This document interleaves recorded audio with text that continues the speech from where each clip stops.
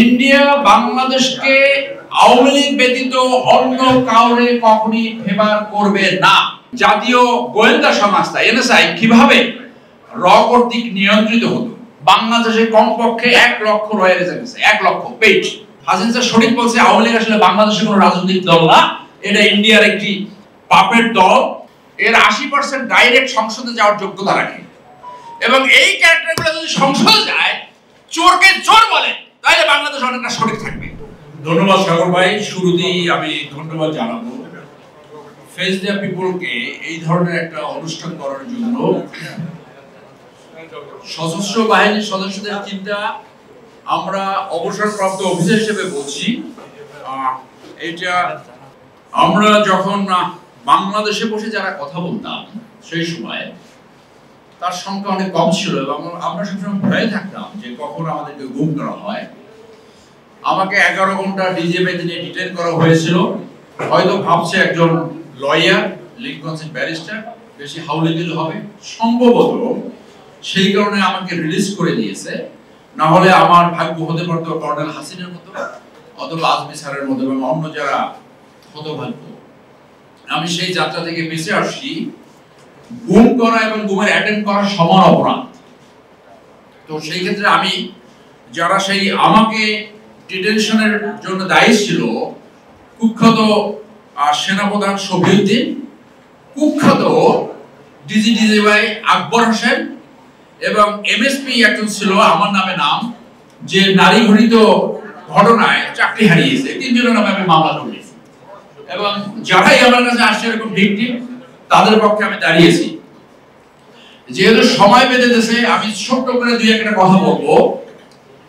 যে আমাদের সবার শুরুতেই মনে রাখতে হবে, ভৌগোলিকভাবে বাংলাদেশের এই অবস্থানটা যতদিন বহাল থাকবে, আমি আশা করি এটা চিরদিন থাকবে, এবং আমরা অরিজিনাল বাংলাদেশ গঠন করব।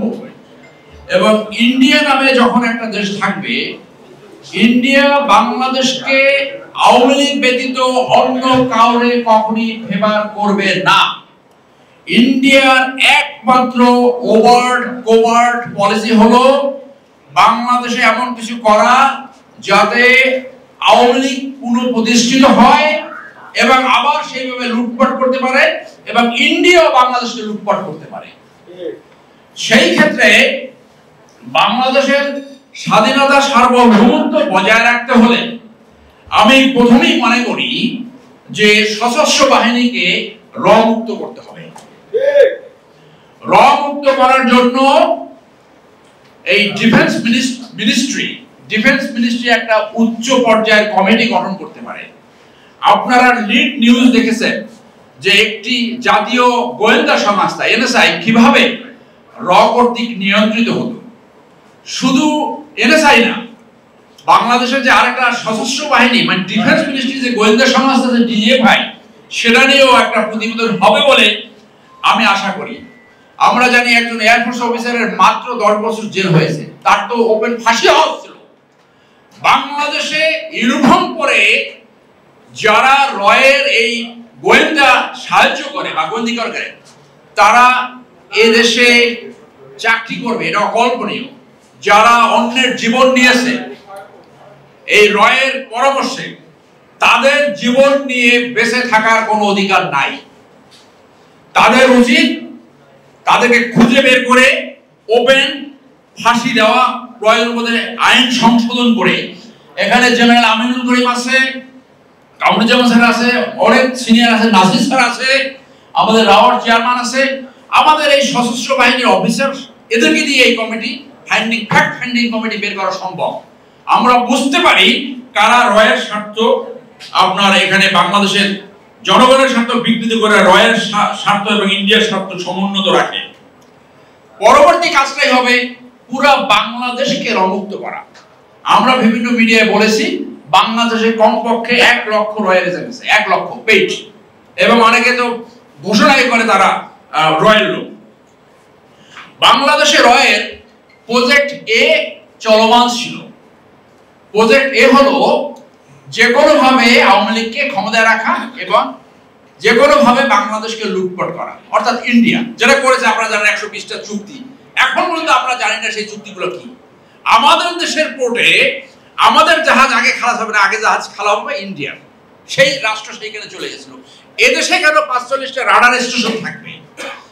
তো এই কথাগুলো আমাদেরকে বলতে হবে, আমাদেরকে বাংলাদেশের স্বাধীনতা সার্বভৌমত্ব রাখার জন্য ঘন ঘন এই ইস্যুগুলো সামনে আনতে হবে। এখন প্রজেক্ট এ যখন ফেল করেছে, অর্থাৎ আওয়ামী লীগ ইন্ডিয়ার যে পার্টি, হাসিন স্যার সঠিক বলছে, আওয়ামী লীগ আসলে বাংলাদেশের কোনো রাজনৈতিক দল না, এটা ইন্ডিয়ার একটি পাপেট দল। এখন প্রজেক্ট বি হলো চালু আছে।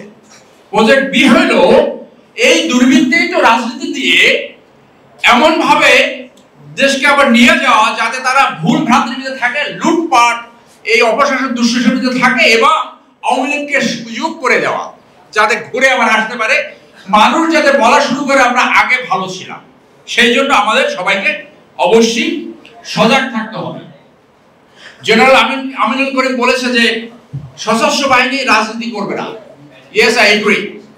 কিন্তু সশস্ত্র বাহিনী রাজনীতি যাতে সঠিক লাইনে থাকে সেটা তাদের দায়িত্ব। এই দায়িত্ব পৃথিবীর প্রত্যেকটা দেশের সেনাবাহিনী পারফর্ম করে। সর্বশেষ জেনারেল মাইক মিলি স্টেটমেন্ট দিয়ে বলে গেছে, আমরা কোনো স্বৈরাচারী, কোনো পরিবার অথবা কোনো টাইরানকে আমরা সহায়তা করি না। ওইটা হলো গণতন্ত্র রাখা এবং রাজনীতিকে সঠিক লাইনে রাখার সঠিক লাইন। ওই লাইনের কিন্তু দায়িত্ব কিন্তু সেনাবাহিনীর, সশস্ত্র বাহিনীর অবসরপ্রাপ্ত এবং সশস্ত্র বাহিনীর উপর পড়ে।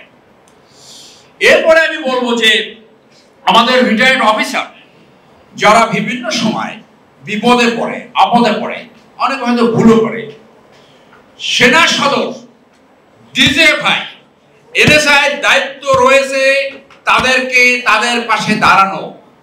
তাদের পাশে দাঁড়ানোর অর্থ এই নয় যে তাদের অন্যায়ের সমর্থন করা, কিন্তু আপনার কলিগ যখন বিপদে পড়বে আপনি তাকে লিগ্যাল সাপোর্ট দিবেন, আপনি তাকে প্রশাসনিক সহায়তা দেবেন সঠিক বিচার পাওয়ার জন্য। আমাদের হৃদয়ে রক্তক্ষরণ হয় যখন জাহিদ নামে একজন অফিসারকে পুলিশ পিছনে হাত বেঁধে তার বাসার নিচে গুলি করে, তার স্ত্রী দুগ্ধপুষ্ট শিশুকে 6 বছর সাফারিং করে, 4 মাস গুম করে। আমাদের রক্তক্ষরণ হয় মেজর জিয়া 49 লং কোর্সের, তার জীবন নিয়ে সে বেঁচেছে, এসকেপিং ফ্রম দ্য ডেথ। তাকে মিথ্যা মামলায় 3টে মামলায় ফাঁসি দিয়েছে, আরো 9টা মামলায় তাকে জড়িয়েছে। আমরা সমস্যারে একসাথে আমাদের এই ন্যায় বিচার নিশ্চিত করার জন্য আমাদের দাঁড়াতে হবে। সর্বশেষ আমরা যারা আর্মি থেকে চলে আসছি আমাদের একটা প্রেসার সৃষ্টি করতে হবে 3টি রিফর্ম করার জন্য সেনাবাহিনীতে। দুর্ভাগ্য হলো সত্য, যারা ইউনিফর্ম করে চাকরি করে তাদের ভিতরে একটা কলোনিয়াল মাইন্ড সৃষ্টি হয়। এই কলোনিয়াল মাইন্ডটা অত্যন্ত dangerous for the nation building. কি হয়, তারা মনে করে তারা কোনোদিন আর রিটায়ার করবে না, তারা কোনোদিন অন্যায় অফিসারের সম্মুখীন হবে না। সেইটা যাতে না হয় সেই জন্য 3টা রিফর্মস ইমিডিয়েটলি দরকার সশস্ত্র বাহিনীতে। সেটা কি? 1 নম্বর হলো আর্টিকেল 45 রিপিল করতে হবে। সিম্পলি সেনাবাহিনীতে চাকরি করার জন্য তার সাংবিধানিক অধিকার ক্ষুণ্ণ হবে, পৃথিবীর কোথাও নাই, শুধু এই বাংলাদেশে। এই জন্য বলা ওই যে ইন্ডিয়ান সংসদ সংবিধান নাকি ফলো করছিল, তো তাহলে তখনই যে একটা প্রচেষ্টা ছিল যে এটাকে একটা কলোনিয়াল রাষ্ট্র বানাবার চেষ্টা করবে। এইটাকে বাদ দিতে হবে এবং আমরা এই দাবি জানিয়েছি। আমরা জানি না এই সংবিধান সংশোধন কমিটি কতটুকু এইটা আনবে।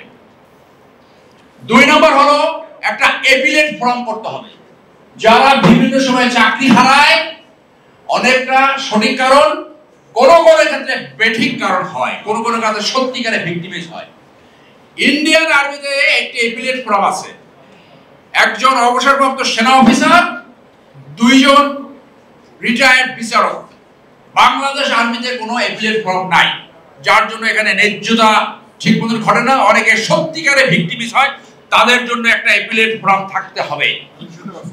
3 number, on rank on pay immediately implement করতে হবে। আজকে যে রিটায়ার করে সে যে পেনশন পায় তার জন্য কি মাসের দাম এক, আর আমরা যারা 15 বছর 20 বছর আগে রিটায়ার করেছি, আমাদের জন্য আলাদা মার্কেট আছে নাকি?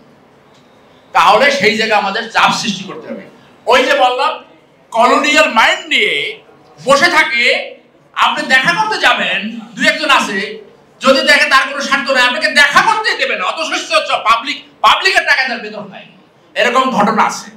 সেই জন্য আমাদের এই জায়গায় এক হয়ে এই ন্যায্যতা নিশ্চিত করার জন্য চাপ সৃষ্টি করতে হবে। আজকে যখন এখানে আসছি আমার তো ভালো লাগছে যে আমরা সেনাবাহিনীতে এই ডিভিশন স্টাডি পিরিয়ড করতাম, ব্রিগেড স্টাডি পিরিয়ড করতাম, ওই রকম একটা এনভায়রনমেন্ট আছে এবং অল দ্য ব্রাদার্স।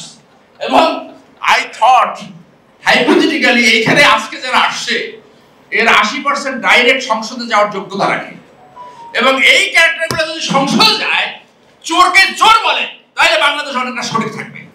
কিন্তু আমরা তো এক থাকতে পারি না, আমাদের মত বিমত ভিন্ন মত অনেক কিছু আলাদা থাকে, কিন্তু জাতীয় স্বার্থে আমাদের এক থাকা উচিত বলে আমি মনে করি। সবাইকে ধন্যবাদ।